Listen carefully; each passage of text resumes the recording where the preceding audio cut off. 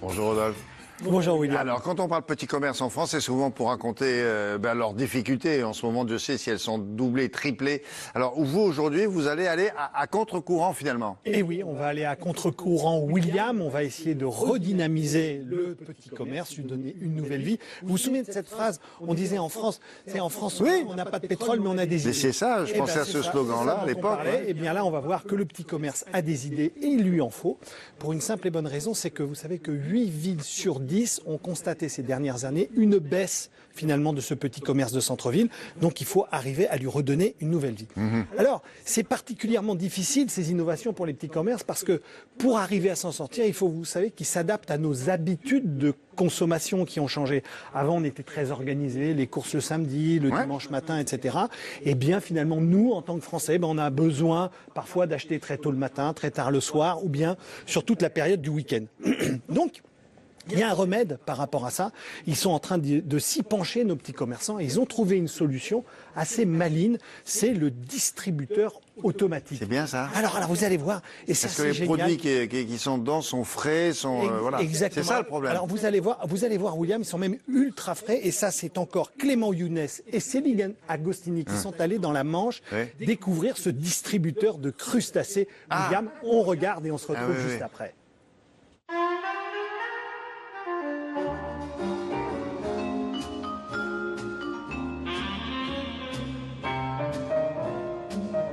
Installé dans les locaux d'une ancienne poissonnerie place du Marché à Pirou, le distributeur de Ghislaine ne passe pas inaperçu. Ici, on est en bord de mer, donc les gens vont à la plage, tout ça, et quand ils veulent manger des fruits de mer, faut se dépêcher parce que la boutique ferme ou quoi que ce soit.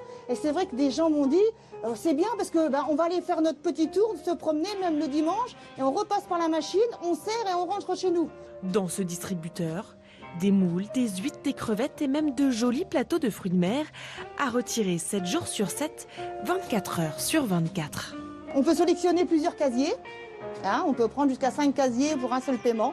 Donc on sélectionne les casiers et puis ensuite on règle et les casiers s'ouvrent et on sert. De même, le distributeur propose un service de drive où les consommateurs peuvent aller chercher des commandes qu'ils ont personnalisées et payées sur Internet. Des commandes qui sont préparées ici dans le hangar de cette entreprise familiale. Aujourd'hui, il faut emballer des moules. On les met en sachet d'1,5 kg avec forcément la date d'emballage et la DLC, voilà. Donc après, il n'y a plus qu'à les ouvrir, les laver et de les consommer. Voilà. Et de mettre de la crème surtout. Ces moules, comme l'ensemble des fruits de mer mis dans le distributeur, sont consommables pendant 5 jours une fois emballés. Des moules qui ont été pêchés ici, sur la plage de Pirou. Et c'est aussi ça le secret du distributeur de Ghislaine. Entre le moment où les produits sont pêchés et celui où ils sont mis en machine, 24 heures s'écoulent. Juste le temps de les purifier dans ces grands bassins, de les trier et de les emballer. De toute façon, c'est ça, c'est du producteur au consommateur. Il n'y a vraiment aucune autre chaîne, c'est vraiment en direct. On a le produit là et c'est directement se consommer en direct.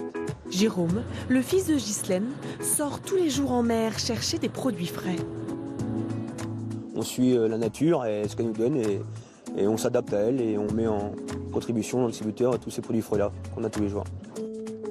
Et le succès est au rendez-vous puisque la famille a ouvert un second distributeur dans la région.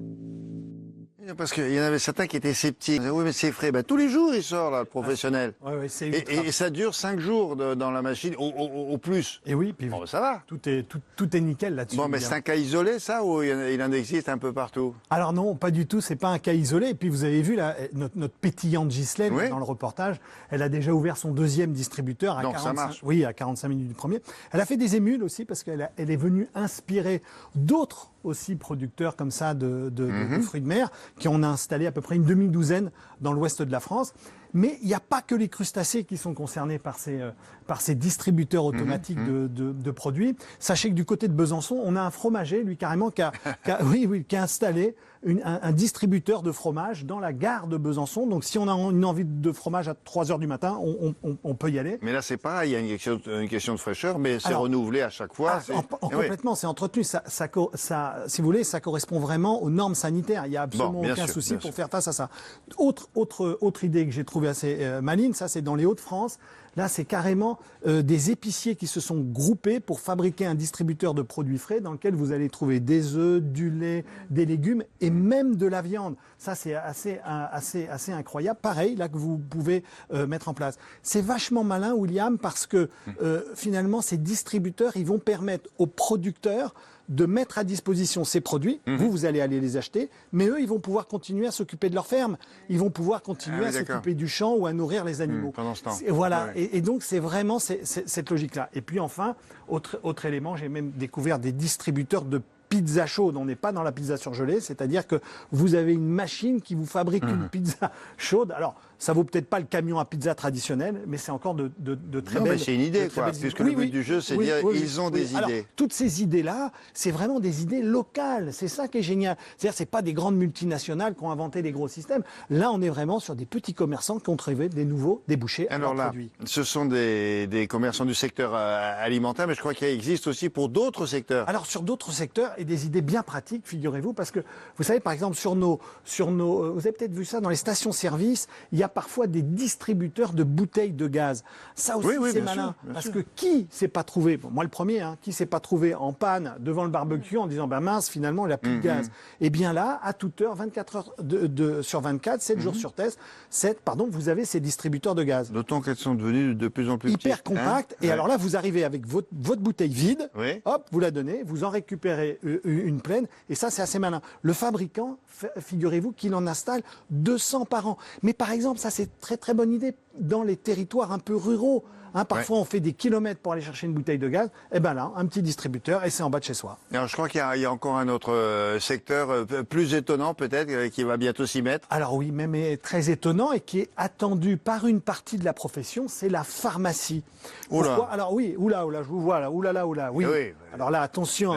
Danger là, attention, faut pas se tromper. Oui, quand on est dans la pharmacie, on n'est plus dans la vente traditionnelle, parce que vous savez que le pharmacien a un devoir de conseil, mais quand même, ces petites machines pourraient bien les aider, nos amis pharmaciens, sur deux logiques.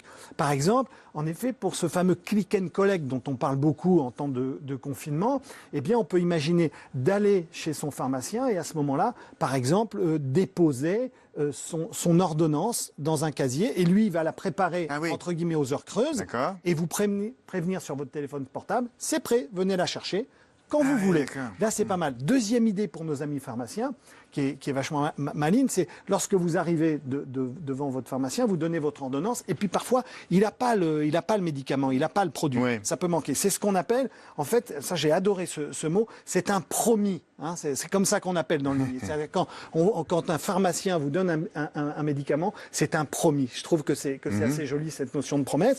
Et bien là, par exemple, ce distributeur pourrait vraiment les aider, nos amis pharmaciens, parce que à ce moment-là, le fameux promis, eh bien, il ne l'a pas sur le moment, mais là, il vous dit, je vais vous prévenir par SMS, et le casier qui sera à votre disposition va venir vous mettre en place. Là encore, ce sont de très belles idées qui sont à disposition. Alors attention. Sandra, elle a un doute. Allez, je la sens, je sens. Vu ma tête, mais oui, c'est vrai, les médicaments, c'est pas comme vendre des pizzas ou du fromage, c'est réglementé en France ou... Oui, tout à fait. Alors là, bien sûr, cette initiative, ces attentes de distributeurs automatiques de médicaments très encadrés, et on va le voir, bien attendent d'abord une validation des autorités sanitaires et va être présentée, bien sûr, à l'Assemblée nationale.